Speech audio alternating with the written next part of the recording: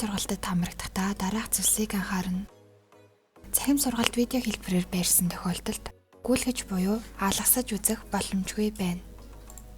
Мөн бичлэгийг үзэж байх үедээ өөр таабан дээр зэрэг үйлдэл хийх боломжгүй.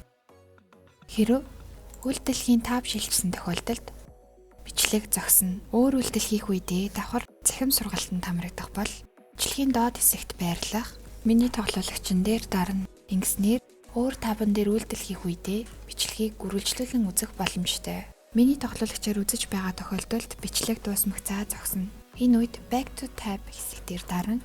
Цахим хуудас хэсэгт очин үргэлжлүүлэн дараагийн хичээлүүдийг үзэх боломжтой.